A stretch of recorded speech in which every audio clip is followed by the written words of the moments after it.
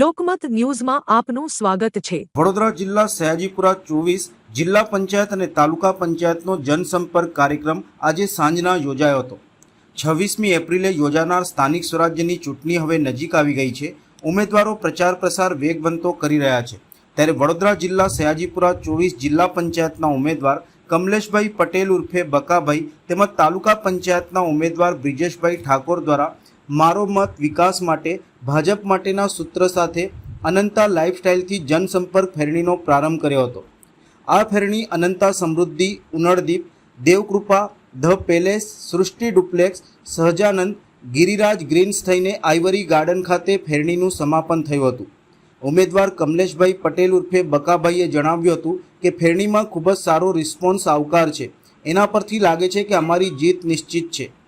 અમારા 5 ઉમેદવારો જંગી મતથી જીતીશું અને મારી હાઈએસ્ટ મતોથી જીત થશે। ગરમીને લઈને સવારના 12 વાગ્યા સુધીમાં વધુમાં વધુ મતદાન કરવા તેઓએ મતદારોને અપીલ પણ કરી હતી।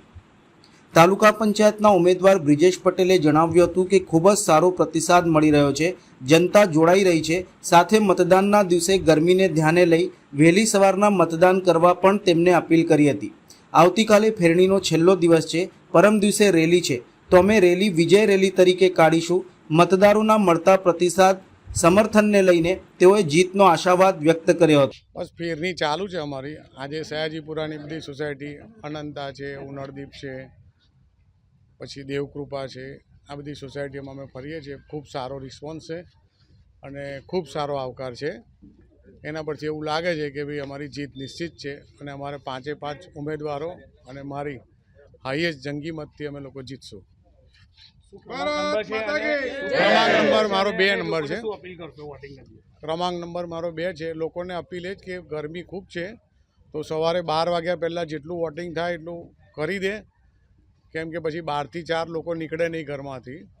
એટલે જેટલું વધુ બને એટલું મતદાન કરાવે અને કરે એવી અપીલ કરું। પ્રતિસાદ સારો મળી રહ્યો છે, પ્રજા બહુ જોડાઈ રહી છે સાથે, અને વોટિંગના દિવસે વોટિંગ વહેલા કરે એવી અપીલ છે બધાને। 11 દિવસ ફેરણીના થઈ ગયા, શું થશે? 11 દિવસ ફેરણીના થઈ ગયા, હવે ટૂંક જ સમય બાકી છે। આવતીકાલે કદાચ ફેરણીનો છેલ્લો દિવસ છે, પરમ દિવસે રેલી છે, તો રેલી અમે વિજય રેલીની રીતે જ રેલી કાઢીશું।